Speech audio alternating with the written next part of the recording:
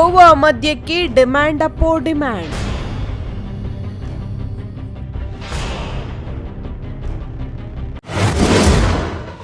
ಅಗ್ಗದ ಗೋವಾ ಮದ್ಯ ಅರಣ್ಯದಲ್ಲಿ ಸಾಗಾಟ.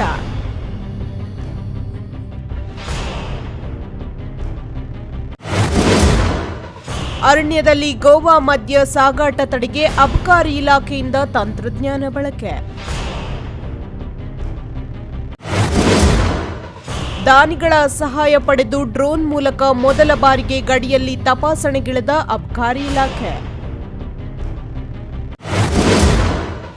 ಗೋವಾ ಕರ್ನಾಟಕ ಗಡಿಯ ಅರಣ್ಯದಲ್ಲಿ ಡ್ರೋನ್ ಮೂಲಕ ಕಾರ್ಯಾಚರಣೆ. ರಾಜ್ಯ ಸರ್ಕಾರ ಅಬಕಾರಿ ಸುಂಕ ಹೆಚ್ಚಳ ಮಾಡುತ್ತಿದ್ದಂತೆ ಗೋವಾ ಮದ್ಯಕ್ಕೆ ಎಲ್ಲಿಲ್ಲದ ಡಿಮ್ಯಾಂಡ್. ಹೀಗಾಗಿ ಗೋವಾ ಗಡಿ ಹಂಚಿಕೊಂಡಿರುವ ಉತ್ತರ ಕನ್ನಡದಲ್ಲಿ ಸಮುದ್ರ ಹಾಗೂ ಅರಣ್ಯದ ಮೂಲಕ ಕೋಟ್ಯಾಂತರ ರೂಪಾಯಿ ಮೌಲ್ಯದ ಮದ್ಯ ಸಾಗಾಟವಾಗುತ್ತಿದೆ. ಇದನ್ನು ತಡೆಯಲು ಅಬಕಾರಿ ಇಲಾಖೆ ಹೊಸ ತಂತ್ರಕ್ಕೆ ಕೈ ಹಾಕಿದೆ. ಒಂದೆಡೆ ಡ್ರೋನ್ ಕ್ಯಾಮೆರಾ ಹಿಡಿದು ಅರಣ್ಯದಲ್ಲಿ ನಿಂತಿರುವ ಅಬಕಾರಿ ಅಧಿಕಾರಿಗಳು, ಮತ್ತೊಂದೆಡೆ ಕಾಡಿನ ಹಾದಿಯಲ್ಲಿ ಸಾಗಿ ಅರಣ್ಯದಲ್ಲಿ ಹುದುಗಿಸಿಟ್ಟ ಗೋವಾ ಮದ್ಯ ಪತ್ತೆ ಮಾಡಿದ ಅಬಕಾರಿ ಅಧಿಕಾರಿಗಳು. ಹೌದು, ಈ ದೃಶ್ಯ ಉತ್ತರ ಕನ್ನಡ ಜಿಲ್ಲೆಯ ಕಾರವಾರದ್ದಾಗಿದೆ. ಗೋವಾ ಗಡಿಯನ್ನು ಹಂಚಿಕೊಂಡಿರುವ ಕಾರವಾರ ಮತ್ತು ಜೋಯಿಡಾ ಅನ್ವೋಡ್ ಭಾಗದಲ್ಲಿ ಅರಣ್ಯದ ಮೂಲಕ ಕೋಟ್ಯಾಂತರ ಮದ್ಯವನ್ನು ಅಬಕಾರಿ ಅಧಿಕಾರಿಗಳ ಕಣ್ತಪ್ಪಿಸಿ ಕರ್ನಾಟಕಕ್ಕೆ ಸಾಗಾಟ ಮಾಡಲಾಗುತ್ತದೆ. ಗಡಿಯಲ್ಲಿ ಬಿಗಿ ಭದ್ರತೆ ಇರೋದ್ರಿಂದ ಮದ್ಯ ಸಾಗಾಟದಾರರು ಇದೀಗ ಜಲ ಮತ್ತು ಅರಣ್ಯ ಮಾರ್ಗವನ್ನು ಬಳಸಿಕೊಂಡು ಇಲಾಖೆಗೆ ಕಣ್ತಪ್ಪಿಸಿ ವ್ಯವಹಾರ ನಡೆಸುತ್ತಿದ್ದಾರೆ. ಸಿಬ್ಬಂದಿ ಕೊರತೆ ಸೇರಿದಂತೆ ನಾನಾ ಕಾರಣದಿಂದ ಅರಣ್ಯ ಮತ್ತು ಜಲಮಾರ್ಗದಲ್ಲಿ ಪತ್ತೆ ಹಚ್ಚಲು ಇಲಾಖೆಗೆ ಕಷ್ಟವಾಗಿತ್ತು. ಇನ್ನು ಗೋವಾ ಮದ್ಯ ಅಗ್ಗವಾಗಿದ್ದರಿಂದ ಹೆಚ್ಚು ಲಾಭ ಕರ್ನಾಟಕದಲ್ಲಿ ಸಿಗುತ್ತದೆ. ಹೀಗಾಗಿ ಹೆಚ್ಚು ಡಿಮ್ಯಾಂಡ್ ಗೋವಾ ಮದ್ಯಕ್ಕಿದೆ. ಇನ್ನು ಇದನ್ನು ತಡೆಯಲು ಅಬಕಾರಿ ಇಲಾಖೆ ದಾನಿಗಳ ಸಹಾಯದೊಂದಿಗೆ ಡ್ರೋನ್ ಕ್ಯಾಮೆರಾ ಖರೀದಿಸಿದ್ದು ಅರಣ್ಯ ಭಾಗದಲ್ಲಿ ಸಂಚರಿಸಲು ಕಷ್ಟದ ಹಾದಿಯಲ್ಲಿ ಇದನ್ನು ಬಳಸಿ ಗೋವಾ ಮದ್ಯ ಪತ್ತೆ ಮಾಡಲಾಗುತ್ತಿದೆ. ಸದ್ಯ ಅರಣ್ಯದಲ್ಲಿ ಕಳೆದ 3 ತಿಂಗಳಲ್ಲಿ 10 ಲಕ್ಷಕ್ಕೂ ಹೆಚ್ಚು ಮದ್ಯ ಹಾಗೂ 45ಕ್ಕೂ ಹೆಚ್ಚು ಪ್ರಕರಣ ದಾಖಲಿಸಿದ್ದು ಇದೀಗ ಡ್ರೋನ್ ಮೂಲಕ ಕಾರ್ಯಾಚರಣೆಯನ್ನು ತೀವ್ರಗೊಳಿಸಿದ್ದಾರೆ. ಉತ್ತರ ಕನ್ನಡ ಜಿಲ್ಲೆಯ ಅಬಕಾರಿ ಜಾರಿ ಮತ್ತು ತನಿಖಾ ಚಟುವಟಿಕೆಗಳನ್ನು ನಾವು ಚುರುಕುಗೊಳಿಸಿ ಅಬಕಾರಿ ಪ್ರಕರಣಗಳನ್ನು ಹೆಚ್ಚಾಗಿ ಪತ್ತೆ ಮಾಡುವ ದೃಷ್ಟಿಯಿಂದ ನಮಗೆ ಅಬಕಾರಿ ಅಪರಾಧಗಳಂದರೆ ಇಲ್ಲಿ ಹೆಚ್ಚಾಗಿ ಗೋವಾ ಮದ್ಯದ ಗಡಿ ಭಾಗ ಹೊಂದಿರುವಂತಹ ಗೋವಾ ರಾಜ್ಯದಿಂದ ಬರುವಂತಹ ಮದ್ಯ ಎರಡು ಮಾರ್ಗ, 2 ಚೆಕ್ ಪೋಸ್ಟ್ಗಳಲ್ಲಿ ನಮ್ಮಲ್ಲಿ ಇಂಪಾರ್ಟೆಂಟು. ಒಂದು ಮಾಜಾಡಿ ಮತ್ತು ಇನ್ನೊಂದು ಬಂದು ಅನ್ಮೋಡ್. ಸೊ ಸಾಕಷ್ಟು ಸಿಬ್ಬಂದಿಗಳ ಆ ಚೆಕ್ ಪೋಸ್ಟಲ್ಲಿ ನಾವು ನಿಯೋಜನೆ ಮಾಡಿ, ಜೊತೆಗೆ ಇರುವಂತಹ ವಲಯ ಮತ್ತು ಉಪ ಅಧೀಕ್ಷಕರ ಹಂತದಲ್ಲೂ ಕೂಡ ಸ್ಪೆಷಲ್ ಟೀಮ್ಸನ್ನು ಮಾಡಿ ನಾವು ನಿರಂತರವಾಗಿ ಬರುವಂತಹ ಗೋವಾ ರಾಜ್ಯದಿಂದ ನಮ್ಮ ರಾಜ್ಯದ ಗಡಿ ಭಾಗಕ್ಕೆ ಬರುವಂತಹ ಎಲ್ಲ ವಾಹನಗಳನ್ನು ಕಟ್ಟುನಿಟ್ಟಾಗಿ ತಪಾಸಣೆ ಮಾಡಿ ಅಕ್ರಮಗಳು ಕಂಡುಬಂದಲ್ಲಿ ನಾವು ಪ್ರಕರಣ ದಾಖಲಿಸ್ತಿದ್ದೀವಿ.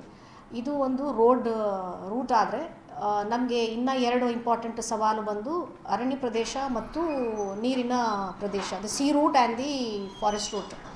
ಸೊ ಫಾರೆಸ್ಟ್ ರೂಟಲ್ಲಿ ನಿನ್ನೆ ಇವತ್ತು ಕೂಡ ನಾವು ಒಂದು ಕಾರ್ಯಾಚರಣೆ ಮಾಡಿ ನಿನ್ನೆ ನಮಗೆ ಮೂಡಿಗೆರೆ ಡ್ಯಾಮ್ ಹತ್ರ ಸಾಕಷ್ಟು ಹೆಡ್ ಲೋಡ್ ಗೋವಾ ಗಡಿ ಭಾಗದಿಂದ ಹೆಡ್ ಲೋಡ್ ಮುಖಾಂತರ ಅಂದರೆ ತಲೆ ಮೇಲೆ ಹೊತ್ಕೊಂಡು ಲೋಡನ್ನು ತಂದು ಅಲ್ಲಿ ಅರಣ್ಯ ಪ್ರದೇಶದಲ್ಲಿ ಬಿಸಾಡುವಂಥದ್ದು.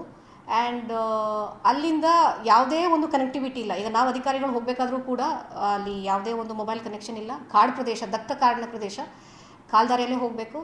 ಮ್ಯಾಕ್ಸಿಮಮ್ ಅಟ್ ಒಂದು ಸ್ಟ್ರೆಚ್ಚಲ್ಲಿ 2 ವೀಲರ್ ಪಾಸಿಬಿಲಿಟಿ ಇದೆ. ಸೊ ಆ ಒಂದು ಇದಿಟ್ಕೊಂಡು ನಿನ್ನೆ ನಮಗೆ ಒಂದು ಮಾಹಿತಿ ಇತ್ತು. ಆ್ಯಂಡ್ ಆ ಮಾಹಿತಿ ಆಧಾರದ ಮೇಲೆ ನಾವು ಹೋಗಿ ಅಲ್ಲಿ ಸಾಕಷ್ಟು ಸಮಯ ಕಾದ ನಂತರ ವಿ ಗಾಟ್ ಅನ್ ಇನ್ಫಾರ್ಮೇಷನ್. ಅದರ ಪ್ರಕಾರ ಆಫೀಸರ್ಸ್ ಆ್ಯಕ್ಟ್ ಮಾಡಿ ಸುಮಾರು ಒಂದು 700 ಲೀಟರಷ್ಟು ನಿನ್ನೆ ಮತ್ತು ಇವತ್ತು 700 ಲೀಟರ್ಸ್ ಆಫ್ ಗೋವಾ ಮದ್ಯ ಮತ್ತು ಫೆನ್ನಿ ಮತ್ತು ಒಂದು 2 ವೀಲರು ಕೂಡ ಸಿಕ್ಕಿದೆ.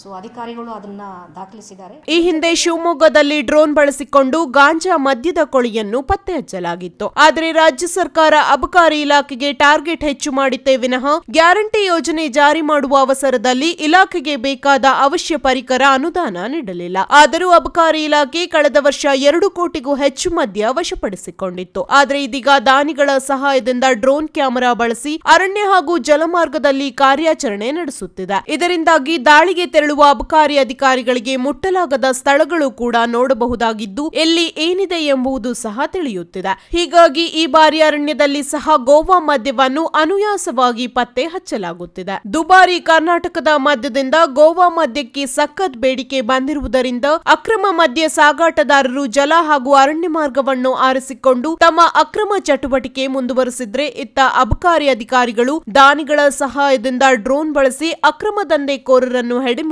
ಕಟ್ಟುತ್ತಿದ್ದಾರೆ. ಒಟ್ಟಿನಲ್ಲಿ ಸರ್ಕಾರ ಅನುದಾನ ನೀಡದಿದ್ರೂ ಮಾಡುವ ಕೆಲಸದಲ್ಲಿ ಆಸಕ್ತಿ ಇದ್ದರೆ ಸಾರ್ವಜನಿಕರು ಸಹ ಜೊತೆಯಾಗುತ್ತಾರೆ ಎಂಬುದಕ್ಕೆ ಜಿಲ್ಲೆಯ ಅಬಕಾರಿ ಇಲಾಖೆ ಸಾಕ್ಷಿಯಾಗಿದ್ದು, ಮತ್ತಷ್ಟು ಪ್ರಕರಣವನ್ನು ಬಯಲಿಗೆಳೆದು ಅಕ್ರಮ ದಂಧೆಕೋರರ ಹೆಡೆಮುರಿ ಕಟ್ಟಲಿ ಎಂಬುದೇ ನಮ್ಮ ಆಶಯ. ಮುಂಚಿತವಾಗಿ ಮಾಜಾಳಿ ತನಿಖಾ ಠಾಣೆಯಿಂದ ರೋಡ್ ಮುಖಾಂತರವಾಗಿ ಜಾಸ್ತಿ ಅಕ್ರಮಗಳು ನಡೀತಾ ಇವೆ ಅಂತ ಎಲ್ಲ ಕಡೆಗೆ ಸುದ್ದಿ ಆಗ್ತಿತ್ತು. ಈಗ ಚೆಕ್ ಪೋಸ್ಟನ್ನು ಸ್ಟ್ರೆಂಥನಿಂಗ್ ಮಾಡಿದ್ದಾರೆ.